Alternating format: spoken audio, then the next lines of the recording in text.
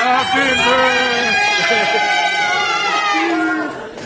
Happy birthday to you. Sila na.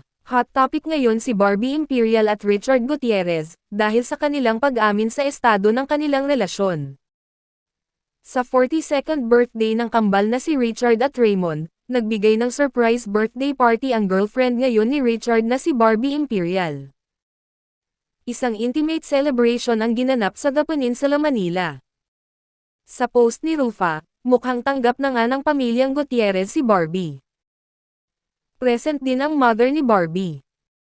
Sa caption ni Rufa Gutierrez, a surprise, intimate birthday dinner at The Peninsula, Manila, lovingly organized by Barbie Forchard and Mon.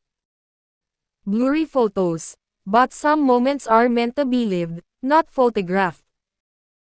Happy birthday to my handsome twin brothers.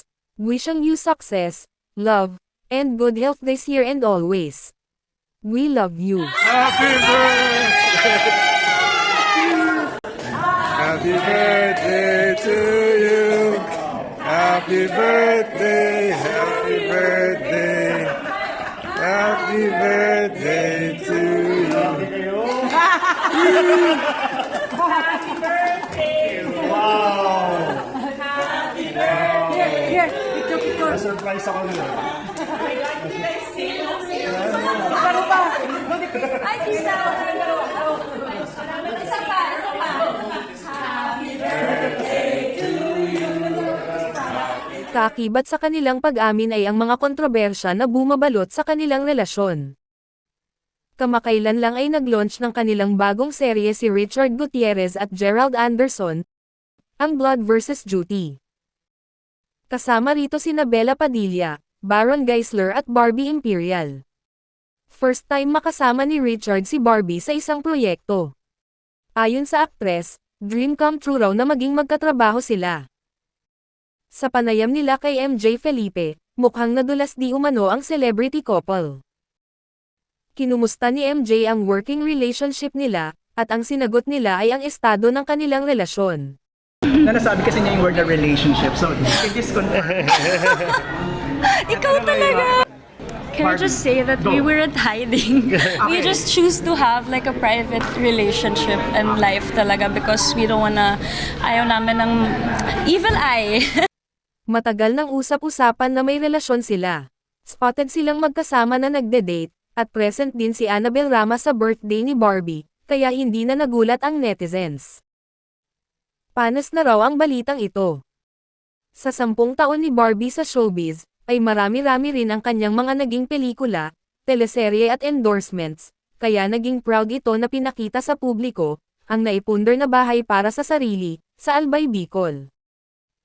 Anya, napatayo na niya ng bahay ang kanyang ina at kapatid, at ngayon, siya naman ang nagpatayo ng bahay para sa sarili.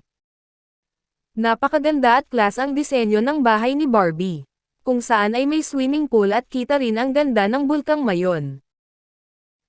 Pinasalamatan niya ang mga taong tumulong upang makamit ang dream house. Kasama ang Kapamilya Network at Star Magic sa mga pinasalamatan niya. At ang pinsan niyang arkitekto na siyang nagdisenyo ng bahay niya. Sa proud moment na ito ni Barbie, ay inulan naman ng komento ang kanilang pag-amin at ang bahay na naipundar niya. Proud kabet umano raw siya, at si Richard Gutierrez raw ang nagbigay sa kanya ng bahay. Umusbong ang chismis na ito dahil bukod sa isang vlog, kung saan ay binilhan ng alahas na Van Cleef at Chanel bag si Barbie, bilang Christmas gift ni Richard sa kanya, ay may kumakalat na blind item na sponsored umano ang pinatayong bahay. Nairita naman ang aktres sa post ng isang page ng Radar PH. Nag-private message si Barbie sa kanila, na alisin ang blind item, dahil siya umano ang pinapatutsadahan nito. At wala umanong katotohanan ang mga isinulat, dahil wala umanong lalaki ang tumulong o nag-sponsor sa pinatayong bahay niya. Sagot naman ng Radar PH ay hindi umano siya ang tinutukoy rito.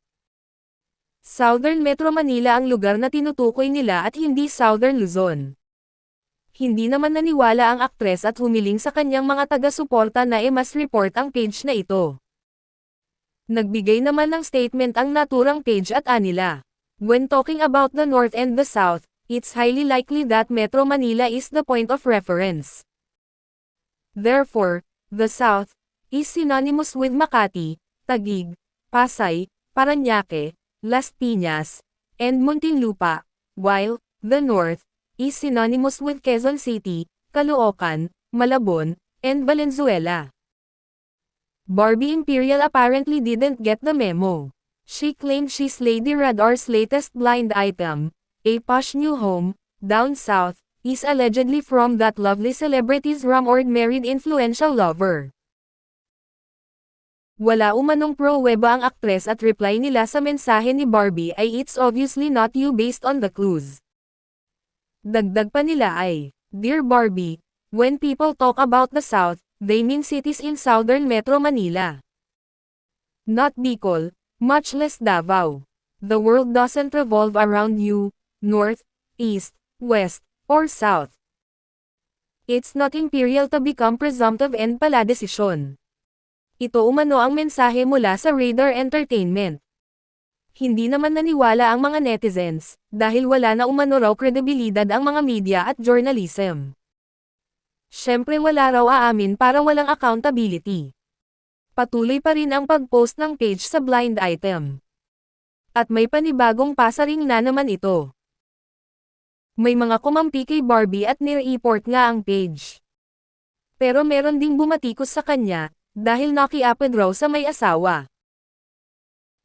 Ayon sa celebrity couple ay ninais nila na maging private ang kanilang relasyon, para umano hindi ma-evil eye.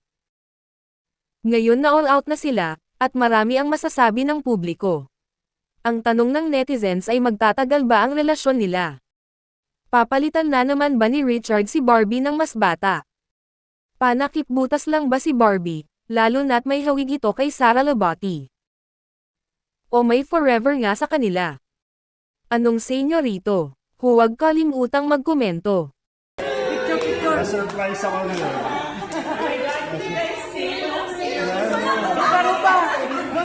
Ay, tita! Isa pa! Happy birthday to you! You know, we try to live privately, even on social media. I mean, but now we're gonna be working together. Na ayaw namin ng evil eye. What people don't know, they can't ruin. Sabi nga niya, diba sa interview with Tito Och, what you see is what you get. Yun na yan. Yeah, yun na yun.